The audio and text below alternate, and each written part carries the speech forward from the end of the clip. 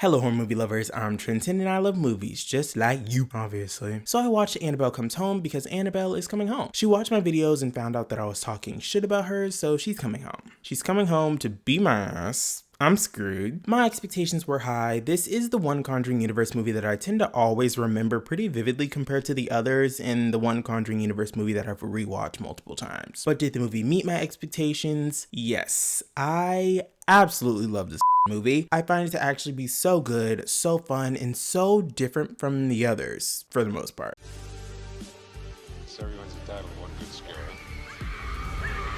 While babysitting the daughter of Ed and Lorraine Warren, a teenager and her friend unknowingly awaken an evil spirit trapped in a doll. The first half of this video will be spoiler free, then the last half will contain spoilers. Don't worry, I will give you a warning before we enter spoiler territory. There isn't many characters in the movie, but the characters that are present I liked. I liked every single character in the movie. Judy, the Warrens' daughter, and Mary, her babysitter, were both so innocent. There's really nothing to dislike about them. Their dynamic is so adorable and so wholesome. Daniela, the babysitter's friend, is definitely flawed. I can 100% see why somebody wouldn't like her character, but I personally couldn't blame her. I mean, this really isn't that much of a spoiler, especially if you've seen the trailer or really any sort of promotional material for the movie, but she's the one that accidentally unleashes all of the evil entities because she goes into the Warren's artifact room, and that's literally like the setup for the entire movie. Even though she is the cause of the evil entities being unleashed, I just can't blame her. If I was her and I lost somebody close to me and I was able to contact them through one of the artifacts in the Warren's artifact room, I probably would have done the same thing. I wouldn't have just touched random shit. I definitely would have done some research beforehand so I know exactly what to look for. But I don't know. I still liked her even though she is the reason why all this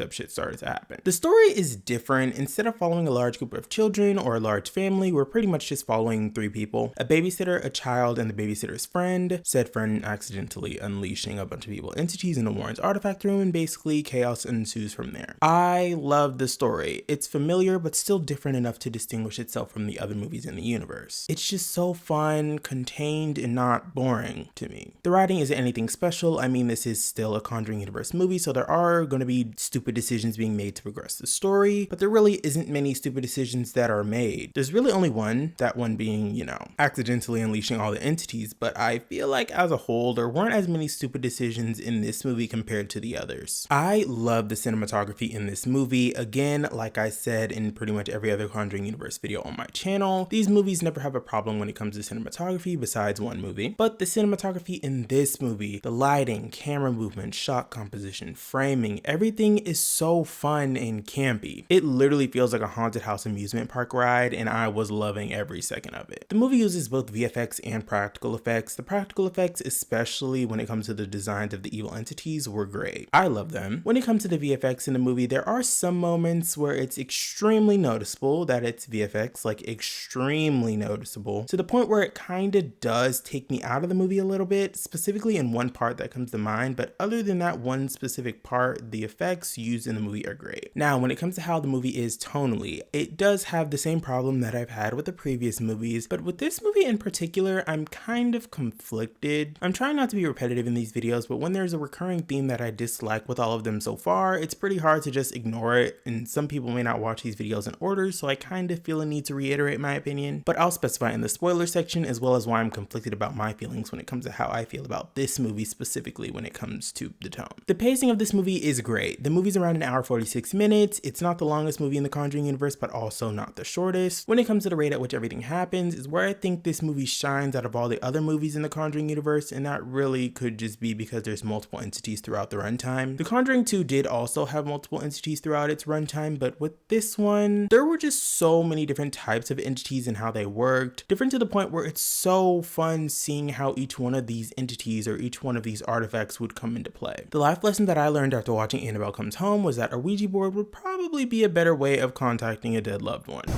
Overall, this movie is great. It's so fun and such an easy, entertaining watch that doesn't require much brain power and is also just not boring. I'm gonna give Annabelle Comes Home a 9 out of 10. It's so close to being a 10 out of 10, but the movie still has the one problem that the previous movies have, even though I'm still conflicted about said problem when it comes to this one. We are now entering spoiler territory. If you haven't seen Annabelle Comes Home, watch it, then come back to the video, or if you simply don't care about spoilers, keep on watching. In this portion of the video, I break down the movie, go more in depth with my likes and dislikes, as well as my favorite scene, favorite kill, and least favorite kill. But this movie doesn't have any on-screen kills, so I'm just going to skip that portion and just do my favorite scene and least favorite scene. Again, we are now entering spoiler territory. Demonologists Ed and Lorraine Warren confiscate the demonic Annabelle doll from nurses Debbie and Camilla. During the drive back home, the doll summons spirits to attack Ed. Annabelle is locked in a sacred glass case in the couple's artifacts room to ensure the evil is contained. Sometime later, the Warrens welcome Mary Ellen, who will be in charge of babysitting their daughter, Judy, while they travel overnight to investigate another case. At school, Judy notices a ghostly priest following her. Mary Ellen's friend, Daniela, arrives uninvited to the Warrens' home. She sneaks into the artifacts room and inadvertently releases the spirit of Annabelle B. Mullins. Annabelle releases other spirits such as the Ferryman, the Bride, a Feely Mealy board game, and the Black Shuck, and the terror begins. Mary Ellen's crush, Bald Palmieri, arrives but is attacked by the Black Shuck. Judy and Mary Ellen are confronted by other spirits. Daniela sneaks back into the house to return the artifacts room's keys. She gets locked inside and is tormented by the haunted objects. She's found in time by Judy and Mary Ellen. Judy explains that they must lock Annabelle back in her case so the other spirits will rest. Bob protects Judy from the Black Shuck as she receives Mary Ellen's asthma inhaler, while Daniela is possessed by the Bride. Mary Ellen and Judy find the doll when the ghostly priest, acting as Judy's guardian, guides them to the ferryman. They retrieve the case's key, but struggle when the demon of the doll attacks them. Daniela recovers when Judy plays Ed's recorded footage of the bride's exorcism. After the doll is put back in the case and locked, the disturbances cease. Ed and Lorraine return the next morning. At Judy's birthday party, Daniela apologizes to Lorraine, who gives her a comforting message from her father. Then the movie ends. I just want to talk about the evil entities real quick. Malthus does make an appearance in this movie like he did with the previous Annabelle movies, and his design really didn't change. He looked the same as he did in the other two movies and still pretty intimidating. The Bride entity was intimidating as well, but really wasn't anything special when it came to the actual design. It kind of just,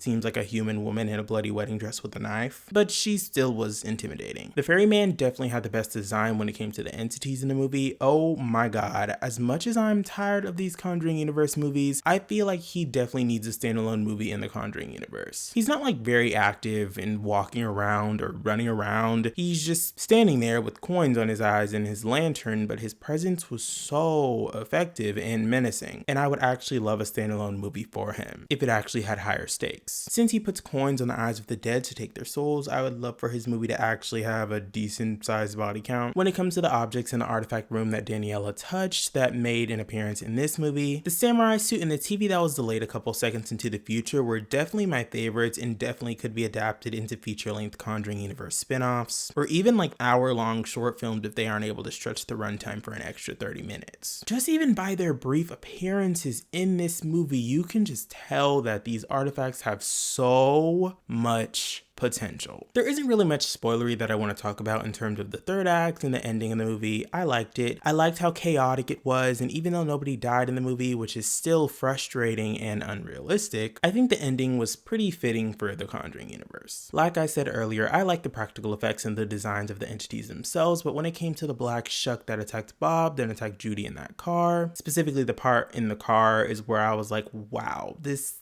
has to be on purpose. All the other entities look so good and are noticeably practical, but then this scene comes up where it's noticeably very VFX heavy. And I just found it to be pretty jarring, to be honest. The design itself wasn't bad at all, but it just wasn't fully selling me like the other entities. Everybody lived, again, just like all the previous movies, which, like I mentioned in the previous videos for the universe, I don't like that the stakes are so low and that no main characters die in these movies. But the only reason I'm conflicted when it comes to this one is because I genuinely love every single character and didn't want them to die, but then at the same time, when you're watching a movie with evil entities that are known for, killing and being evil, it does kind of diminish how intimidating they are as evil entities to me. Yes, they look scary, but like, how are you not able to kill these teenagers? How are you not able to kill this little girl? Like, it's just kind of frustrating, but it's still conflicting because of how much I love every single one of of them. And I'm like, damn, I don't want you to die, but like, I would love to at least see some sort of actual hostility and danger. Well, more of it. There's actually so many scenes in this movie that I love, to the point where it's really hard to just pick one scene as my favorite scene. I loved all the scenes with the ferryman. I loved the scenes with the TV that was delayed a couple seconds into the future, and I loved all the glimpses of the samurai suit. But my favorite scene would have to be Mary getting attacked by the ferryman. Mary roaming around the house, finding coins scattered all over the house. Mary seeing coins floating in the air in the kitchen, shining her flashlight at them, the coins falling to the floor, her picking up another coin, examining it, the ferryman popping up to where the coin is on his eye, her attempting to run away, her falling, getting dragged by the ferryman, her getting her flashlight and shining it at him, causing him to disappear, then her running to Judy's room, and just the whole aerial dolly tracking shot. Like, my adrenaline kicks in every single time this scene comes up. I'm a sucker for an aerial dolly tracking shot. Like, oh my god, this is so fun. This feels like a roller coaster. My least favorite scene would have to be Judy getting attacked by Malthus in her bedroom. There's certain aspects to this scene that I like. The multicolored light illuminating the wall, revealing Annabelle in doll form, Annabelle in adult form, and then Malthus was so cool. But the only reason why this scene is my least favorite is the plot armor. Judy is the Warrens' child, and obviously it wouldn't be right to kill someone that's based on a real person that isn't dead. The demon is just sitting right next to her, waits a second or two, then roars at her, which startles her, then she's just able to run away. Realistically, it could have literally killed her right then and there. I mean, it's a demon for